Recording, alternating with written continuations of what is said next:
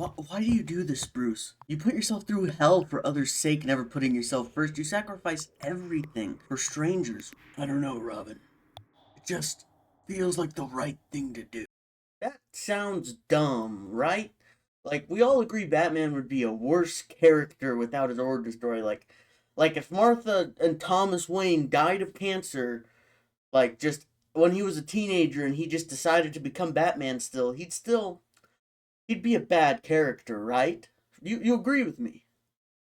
Now, how do we tell Marvel that? Now, don't worry, I know Batman is DC, but what if I told you something like that? Well, it's happening in one of Marvel's biggest movie franchises right now. And who might that be, you ask? Well, I'm gonna be honest, you probably know if you clicked on the video because of the title, but let's just say it's a wall crawling, web flipping superhero. And yeah, if you hadn't guessed it, it's Spider Man. Yes, the video about Uncle Ben is about Spider Man. Who would have guessed? Anyways, to get into the meat and potatoes of this, we have a Spider Man running around the Marvel Cinematic Universe that just does not have one of the key elements of what makes Spider Man Spider Man. And no, what makes Spider Man isn't just the spider bite. Yes, obviously that's part of it. He has to have spider powers, but what makes Peter Parker Spider Man is Uncle Ben. And in this video, I'm going to show you guys how Uncle Ben makes Spider Man who he is and why the MCU is a worse adaptation because of it. Despite what the MCU wants you to believe, Peter Parker wasn't really the kind of dude who just decide on a whim to go save people. You know, a moment that never really gets adapted, not counting the first movie adaptation and some of the TV shows earlier on, which we'll talk about later, trust me. He had spider powers and he was Spider-Man in the costume, but he wasn't a superhero. He was a TV personality and a pro wrestler. Okay, he was using his powers for personal gain because he had the great power. He needed to cash in, right? He didn't know innately that there's some great responsibility that comes with those powers he had. That is something he was taught. You can tell he doesn't know that because the one time he kind of, let a robber go. He didn't think it was his problem, right? Now he's going to get away with my money. I missed the part where that's my problem. Someone without great power decided to take that responsibility that should have been his.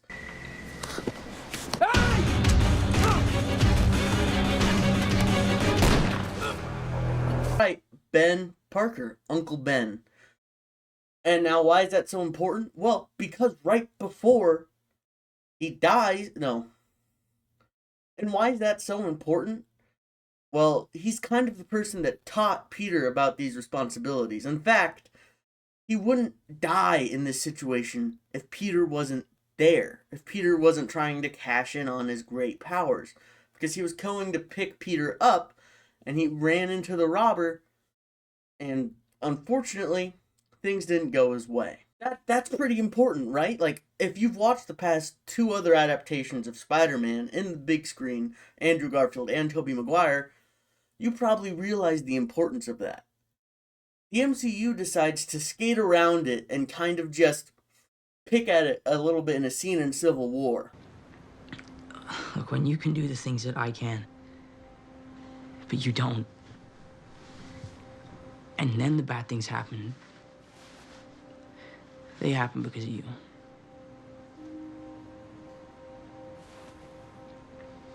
So you want to look out for the little guy, you want to do your part, make the world. Honestly feels more disrespectful with how the MCU turned out now that I think about it. I mean, let's be real. They were like, hey, guys, we're not going to say with great power comes great responsibility, but we totally know what we're talking about.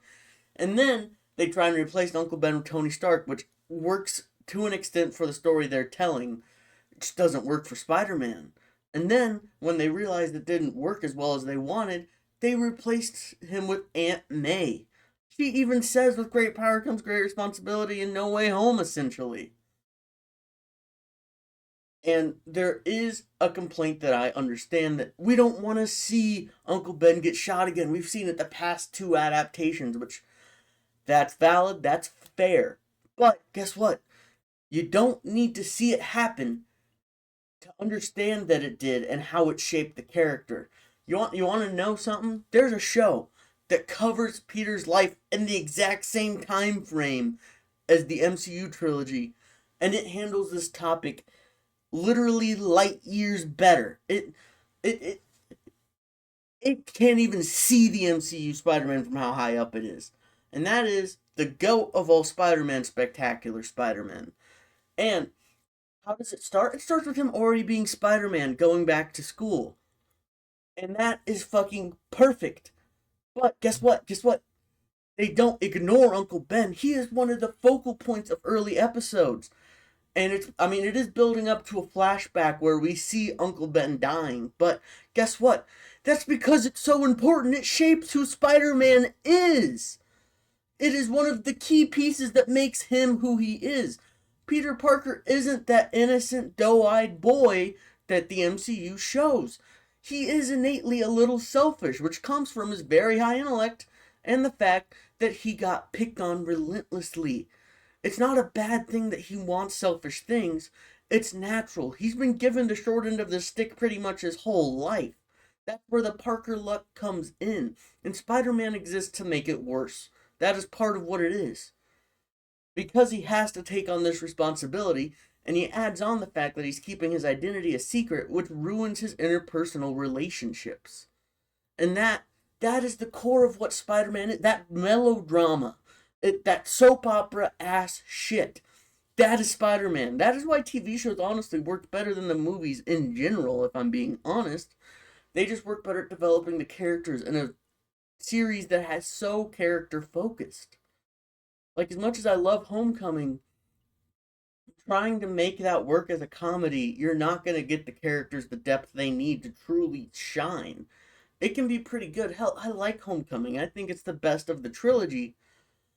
But just that pure conceptual error in my mind is the reason it can never reach those heights, along with the fact that the MCU as a whole refuses to acknowledge Uncle Ben in the slightest. Like, what makes Peter work is the fact that he's kind of selfish and he wants to do these selfish things to get himself ahead. I mean, once again, to beat a dead horse, let's look at Spectacular. He's constantly doing these little selfish things along with the great responsibility of being Spider-Man. And sure, he is doing he's making the right choices. He's saving people. But the fact that he can't show people that makes him look like a selfish asshole. I mean, look at one of the earliest episodes with the lizard. Peter Parker leaves the lab that Kirk Connors and them were in to get help, or not even that, actually. He leaves to go home because of a curfew. At least that's what he says. Obviously, it's a lie to get there as Spider-Man. But then he's taking pictures for the Bugle, and so to those people, Peter Parker just ditched them for a paycheck when people could have died. They all could have been dead. And it's those moments that make Peter such a great character. That internal struggle, like, is this great responsibility worth it? Can I live up to what my uncle wanted for me? It all circles back to Uncle Ben. What makes the character whole is Uncle Ben. You can have a Spider-Man without him.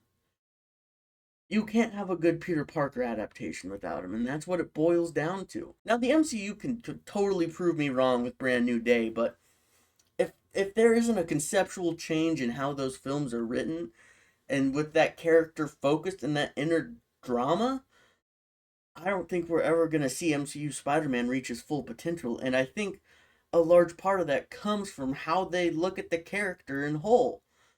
And to simplify it down, I've named it the Uncle Ben Conundrum, which is the video you clicked on, and that's what we're talking about here today. Full circle, huh?